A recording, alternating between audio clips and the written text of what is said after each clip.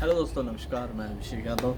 काफ़ी दिनों के बाद आपके साथ एक इंडिविजुअल वीडियो बनाने का मौका मिल रहा है। तो मैं सोचा कि काफ़ी सारे सवाल वगैरह भी आ रहे थे, और तो मैं सोचा कि इसी के अंदर सारी चीज़ों को कवर कर लेते हैं और अपने ट्रिप के बारे में बताएंगे कि कैसे हमने ट्रिप को स्टार्ट किया, कहाँ कहाँ गए, कैसे हमने इसको पूरा किया और कौन कौन से स्थान पर गए। तो सबसे पहले जो जो सवाल आ रहे थे कि आप कहाँ गए थे और उसकी लोकेशन क्या है, कि जो मैं गया था वो गया था मैं उदयनाथ जी, जहाँ पर मैंने अपना मेरा प्रॉपर जो डेरा था जहाँ पर मैं गया था वो यहीं से ही रिलेटेड करते हैं। वो यहीं के जो साधु थे वो वहीं पर गए हुए हैं अपने राणा जी से। और तो मैं गया था यहाँ से दिल्ली से अलवर। अलवर में एक स्थान पड़ता है थानागाजी, जो सिरस्का वन के अंडर आता है। वहाँ पे है उदयनाथ जी। बहुत ही अच्छा और बहुत ही सुंदर मंदिर बनाया हुआ, अति प्राचीन है। वहाँ पे मान्यता है कि उदयनाथ जी ने वहाँ पर अपनी तपस्या की थी। जो उदयनाथ जी हैं उनको पार्वती जी का स्वरूप मिला हुआ है, जो नौ नाथों में से एक है। और इसके बहुत सारी जुड़ी हुई कहानियाँ वहाँ पे। श्री 1008 फूलनाथ जी महाराज हैं, जो अभी तक उनका अच्छी तरीके से संचालन कर रहे हैं। वो प्रकृति प्यार करते हैं बहुत ज़्यादा। आप देखेंगे, अगर आपको कहीं अगर जाने का मौका मिले तो आप आकर देखना, उन्होंने पहाड़ों के अंदर भी ऐसे ऐसे पेड़ लगाए हुए हैं जो कोई सोच नहीं सकता। वन विभाग वालों ने उनको बहुत ज़्यादा प्रोत्साहन भी वगैरह किया हुआ है, और बहुत अच्छे उनके साथ कार्य किए हुए हैं उन्होंने। और फिर उसके बाद हम गए थे जी, वैसे उनको पारसनाथ जी का बोला जाता है, जो एक गांव पड़ता है किशोरी, वहाँ पे है उनके जो किशोरी का बांसवाड़ा बोला जाता है उसको, जहाँ से काफ़ी वर्षों से पानी कट कट के जो एक बन जाता है झरना टाइप में, वहाँ पे है वो। जो आप देख रहे होगे स्क्रीन के ऊपर भी कि कितना मनमोहक दृश्य था वहाँ पे। अच्छा एक कुदरती पानी चला हुआ जो पूरे 12 मास चलता है, और बिल्कुल ऐसा लगता है कि आके बस यहीं ज़िंदगी ठहर जाती है। इतनी शांति और इतना वो मिलता है कि आपको लगेगा कि मैं कहीं और ही हूँ। वहाँ पे जाके बैठे, थोड़ा ध्यान वगैरह लगाओ, पानी है वहाँ पे नहाओ, उसके बाद फिर ध्यान लगाओ। तो वहाँ पे गुफा भी है जहाँ पर बाबा जी ने तपस्या की हुई है। फिर उसके बाद गए हम थे कि पारसनाथ जी की जहाँ समाधि है, उन्होंने जहाँ पर समाधि ली थी, और यहाँ पर बीच जंगल के अंदर थे। पहले तो हमें लोकेशन मिली नहीं, और काफ़ी देर के बाद जब लोकेशन मिली तो हम फिर या कुछ दूरी पर गाड़ी को रोक कर और फिर हम पैदल रास्ते पर गए थे। वहाँ पे थोड़ी चोट वगैरह भी लगी थी। वहाँ पर गए, उन्होंने देखा वो भी अति प्राचीन धूणा और उनकी समाधियाँ थी। फिर उसके बाद गए हम भानगढ़।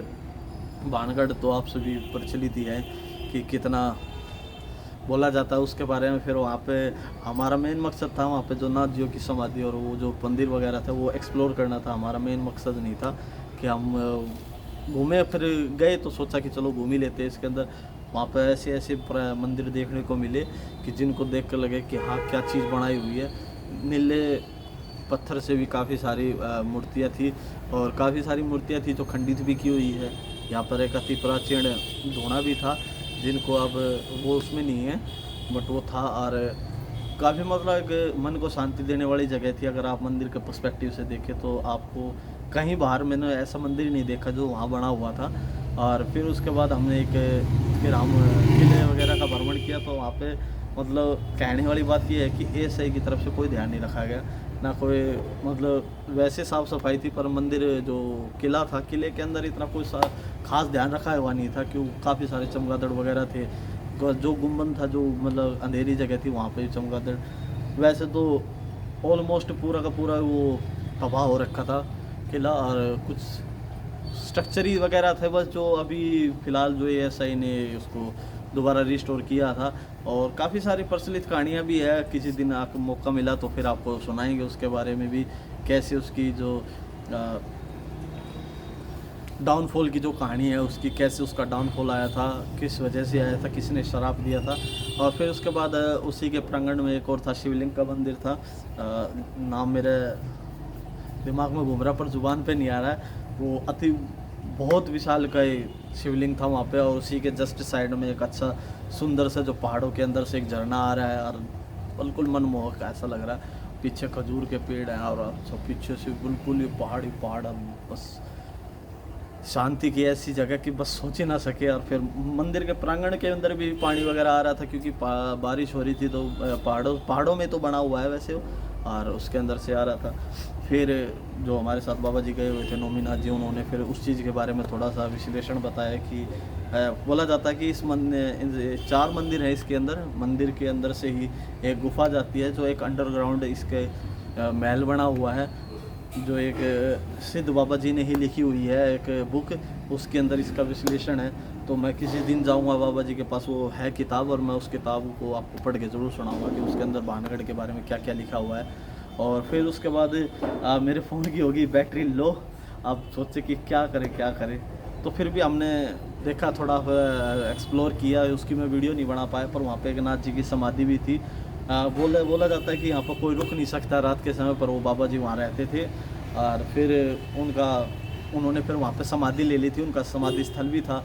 बहुत ही मतलब आप बहुत सोच सकते हैं कि मैं बता नहीं सकता कि एक ऐसी जगह पर एक साधु का होना कि कितनी बड़ी बात होती है। जो वहाँ पर धूणा था, धूणा भी चेतन था, वहाँ पे पूजा वगैरह भी होती है, उसमें वो वाला नहीं है। फिर उसके बाद हम फिर नारायणी माता गए थे। नारायणी माता भी आप जैसे भानगढ़ से और नारायणी माता तकरीबन रास्ता ही है कि अगर इस तरफ जाओगे तो आप नारायणी माता, और इस तरफ जाओ तो आप भानगढ़ जाते हैं, जो किशोर इसके अंदर से ही रास्ता निकल के जाता है। और दूसरा रास्ता मेरे को पता नहीं, शायद जाता भी हो कहीं और से, बट जिस रूट के अंदर हम थे उस रूट के अंदर से वही रास्ता जाता था। फिर नारायणी माता अति प्रचलित है, जो राजस्थान के हैं या फिर जिनकी मान्यता है, या जो हरियाणा से भी कहीं से भी हो सकते हैं, क्योंकि हमारी मान्यता नहीं थी, पर हमने काफ़ी ज़्यादा सुना हुआ था नारायणी माता के बारे में। उनकी एक गाथा है, अगर मैं अभी सुनाऊँ तो आपको इतना है कि एक नवविवाहित जोड़ा जाने लग रहा था रास्ते के अंदर से, और उनका जो क्या होता था कि पहले के समय में पति पत्नी साथ में नहीं चलते थे। अगर पति सो रहा है तो कुछ डिस्टेंस पे ही पत्नी बैठी होती थी। तो पति थे जो नारायणी माता जी के जो पति थे, वो पेड़ के नीचे सो रहे थे। तो एक जहरीले सर्प ने आके उनको काट लिया था। तो जब जाने का समय हुआ था तब नारायणी माता ने जी ने उनको जगाया, तो वो जागे नहीं। तो वहाँ से कुछ लोग जा रहे थे, लड़के जा रहे थे। तो उन्होंने बोला कि भाई मैं सती होंगी, आप कृपा करके इनकी एक शयन कक्ष वो लगा दीजिए, सिंह लगा दीजिए। तो जब उन्होंने वो सती होने लग रही थी, जब उनसे पूछा कि भाई आपको क्या वरदान चाहिए, तो उन्होंने बोला कि भाई इस दौर के अंदर क्या मिलेगा, आप हमें पानी दे दीजिए। तो उन्होंने बोला था कि जब मेरी ये सती हो रही हूँ तो आप यहाँ से एक लकड़ी उठाना और बिना पीछे मुड़े उस लकड़ी को वहाँ से घसीटते हुए ही लेके जाना, जहाँ तक तुम, और पीछे मुड़ के नहीं देखना, जहाँ तक तुम चाहोगे तो ये वहाँ से चलती बढ़ेगी। तो कुछ दूरी के जाने के बाद बच्चों ने सोचा कि कहीं हमारे साथ मजाक वगैरह तो नहीं हो रहा। तब उन्होंने देखा तो वो जो पानी था शीत उनके पीछे पीछे आ रहा था, और जहाँ उन्होंने मुड़ के देखा था वो पानी वहीं से अंदर सम्मिलित हो गया। इसको दूसरी का वो बोला जाता है, गंगा बोला जाता है, क्योंकि कई सारे ऐसे स्रोत हैं जिसके अंदर से पानी आता है। तो वहाँ की प्रचलित है कि यहाँ से गंगा जी ही प्रचलित है। और फिर उसके बाद हमें मंदिर में आ गए थे। मंदिर के बाद फिर हमने बाबा जी ने एक जगह और दिखाई मंदिर के अंदर से, जहाँ से पानी आ रहा है। तो आप ये वीडियो जो मैंने डाली थी आप उसके अंदर देखा होगा कि उसको अलवर की गंगा बोला जाता है। तो ये अलवर से ये एक पता नहीं कहाँ से पानी आता रहता, ये 12 मास पानी आता रहता। अभी तो कुंड के अंदर क्या था कि पानी स्टोर भी किया जाता है, तो कुंड के अंदर पानी नहीं पहुँच पा रहा था, तो स्टोर किया जा रहा था। तो अभी वो कुंड खाली हो गया था। खाली मतलब वो अभी मतलब जो उसका बेस था, बेस पे ही था, बेस से ऊपर पानी आया नहीं था। तो जो कुंड बनता है कुएं के अंदर ही था, उसके अंदर कछुआ भी रहता है। और वहाँ पे गंगा माई की प्रतिमा भी बहुत ही सुंदर प्रतिमा रखी हुई है। फिर उसके बाद हम जैसे घर आने के लिए, जो तीसरे दिन हम निकले वहाँ से, फिर हम आने के लिए जैसे मुड़े तो हार करा कि भाई भरतरी जी भी घूम के आते हैं। भरतरी जी गए हम वहाँ पे। उसके बाद वहाँ पे एक बाबा जी से मिले, और फिर उसके बाद जो आप लोग जो नाथ जी से प्रचलित होंगे तो उनको पता होगा कि 18 जमात होती है और एक 12 की जमात होती है। तो जो 12 की जमात होती है उनके एक धूणा था प्रचलित। वहाँ पर कुछ समय पहले ही वहाँ पर एक बाबा जी का गला काट दिया गया था किसी शख्स के द्वारा। तो उनकी जो समाधि थी वहाँ पर हम माथा वगैरह टेक के आए। फिर वहाँ पे हम बाबा जी के जो वहाँ पे थे फ़िलहाल उनसे थोड़ी देर बातचीत वगैरह की, और उनका आशीर्वाद लेके फिर हम भरतरी जी से होके अपने घर की तरफ आ गए। और अगर आप चाहते हैं कि मैं दोबारा कहीं और फिर एक बार घूम के आऊँ और आपको एक अच्छा धार्मिक स्थल दिखाऊँ, तो आप अपना प्यार ऐसे दिखाते रहिए। धन्यवाद। मेरे चैनल को लाइक से सब्सक्राइब कीजिए।